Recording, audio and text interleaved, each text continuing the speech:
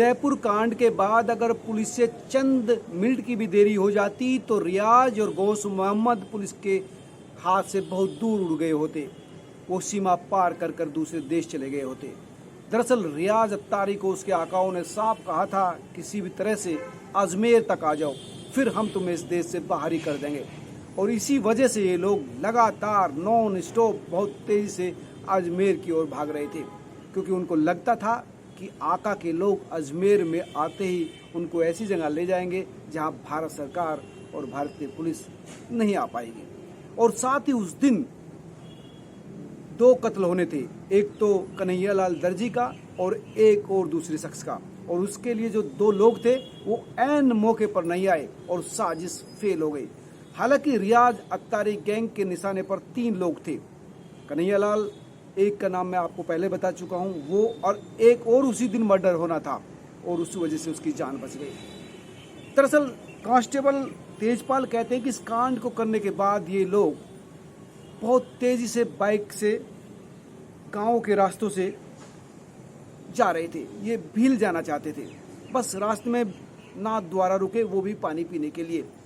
और इसके बाद 15 थानों को नॉन स्टॉप बहुत तेजी से गांव देहात के रास्तों के जरिए, मेन रास्तों के नहीं, गांव देहात के रास्ते, और इस पर इन्होंने 15 थाने पार किए जा रहे थे।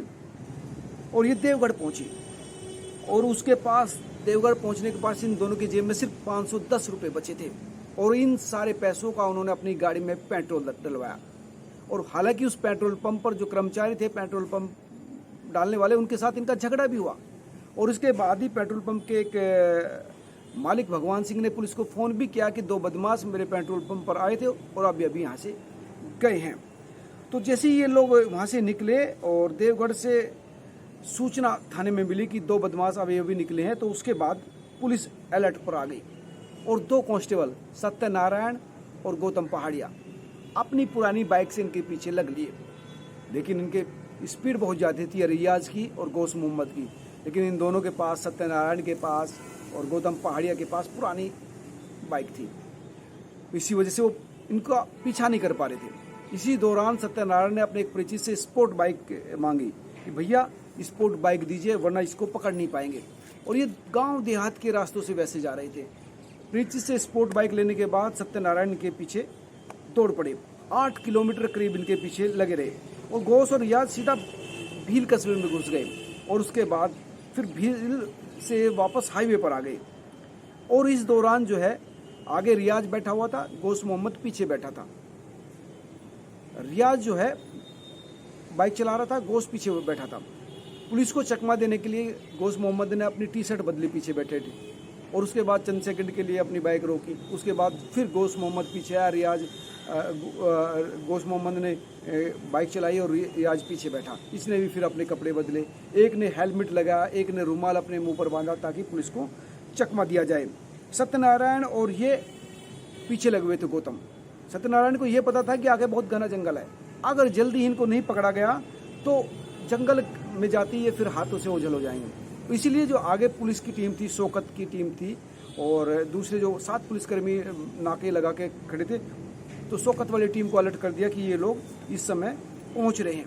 तो आड़ा जो मोड़ है वहाँ पर ये लोग खड़े हुए थे, जिसमें शौकत था, तेजपाल था, नरेंद्र था, 7 पुलिसकर्मी थे।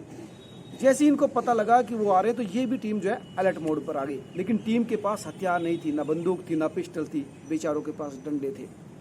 लेकिन तेजपाल जो कांस्टेबल था इस टीम में, वो बहुत ही बहादुर निकला।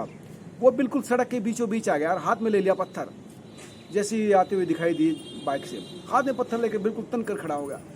इन्होंने जो इसे देखा रियाज मोहम्मद ने कि पुलिस है, बीच में कांस्टेबल खड़ा, हाथ में पत्थर है, तो वो डर गए, लड़ खड़ा गए और एकदम बाइक इनकी गिर गई, इम्बैलेंस होकर बाइक जो गिर गई। बस उसी समय जो है इनको पुलिस ने दबोच लिया, पकड़े गए। लेकिन क्योंकि इन दोनों का बहुत माइंड वॉश हो चुका था और उस समय इनको लगता था कि ऊपर वाला इनसे करवा रहा है, इस वक्त ऊपर वाला इनके साथ है। पुलिस का कहना कि जब ये पकड़े गए तो इसका कहना था कि हम कैसे पकड़े गए, हमारे साथ तो ऊपर वाला है। इनको नहीं पता कि इन्होंने कितना बड़ा गुनाह किया, कितना जघन अपराध किया, और उसको ऊपर वाले या भगवान के पीछे अपने आप को छुपाने की कोशिश कर रहे हैं। उसके बाद पुलिस इनको जो है 4 भुजा थाने लेकर चले गई। वहाँ से इनसे पूछताछ हुई और कई राज यहाँ से निकले। इनके पास खंजर भी थे, चाकू भी थे, कई और हथियार थे, पुलिस को ये भी पता है। लेकिन जो कांस्टेबल तेजपाल था उसने वास्तव में बहुत ही लाजवाब बहादुरी का परिचय दिया कि पता होने के बाद भी इनके पास खंजर है, और भी बड़ा हथियार हो सकता है, पिस्टल भी हो सकती है, उसके बाद भी एक पत्थर के सहारे उसने इनको रोका, काबू में किया, और इसके बाद जो है इनसे पूछताछ की।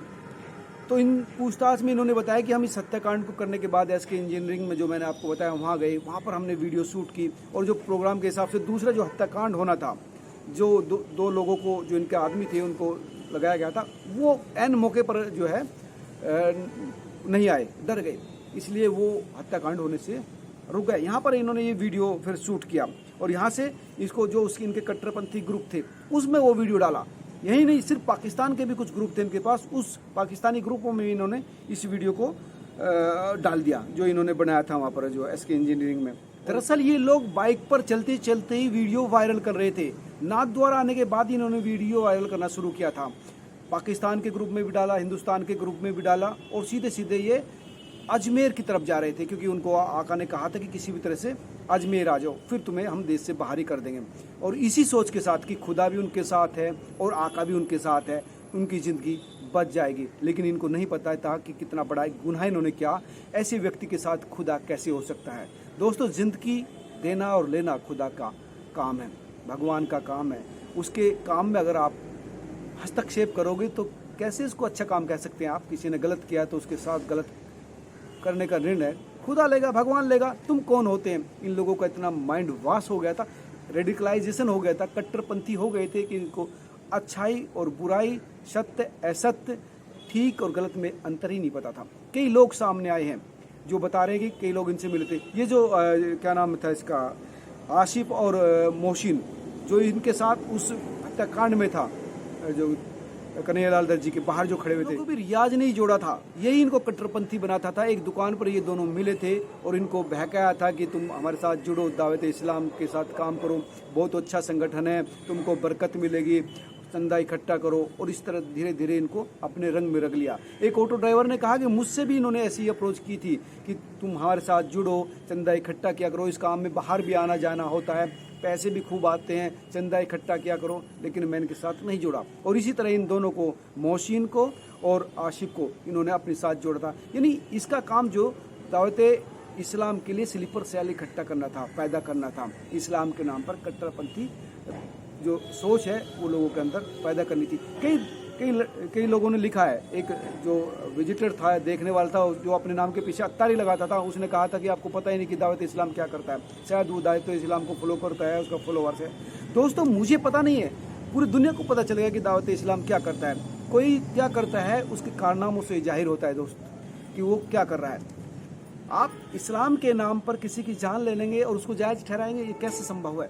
आप किसी की जान दे नहीं सकते, किसी को पैदा नहीं कर सकते। कन्हैयालाल दर्जी अब नहीं रहा, उसको जीवित नहीं कर सकते, तो आप उसकी ज़िंदगी कैसे ले सकते हैं। भगवान का काम है कि किसको ज़िंदा रखना है, किसको मारना है, ये खुदा का काम है। और उसमें अगर हस्तक्षेप कर रहा है तो उसको कैसे खुदा का काम कह सकते हैं। अगर आप आंख बंद कर भगवान से पूछेंगे, खुदा से पूछेंगे कि मैं ये जो कर रहा हूँ या इस मौके पर मुझे क्या करना है, तो भगवान जरूर बताएगा। लेकिन आप अगर आपके सर पर, आपके विचार पर भूत सवार रहेगा, कट्टरपंथी विचार रहेंगे, घृणा आपके अंदर भरी रहेगी, दूसरे धर्म के प्रति घृणा हो या किसी और के प्रति घृणा हो, तो आपका विवेक ठीक से काम नहीं करेगा। मेरे दोस्त, जब आप दिमाग से अच्छी तरह चिंतन करेंगे, अपने आप से पूछेंगे, तो वो अंदर ही है, अंदर से आपको पता चल जाएगा कि आपका रास्ता क्या है। बस मैं तो नहीं कहूँगा, आप क्या सोचते हैं। ये जो कहानी मैंने बताई, इसका कहने का मकसद ये था कि इस तरह से रियाज अत्तारी और गोश मोहम्मद ने पूरा प्लान किया था।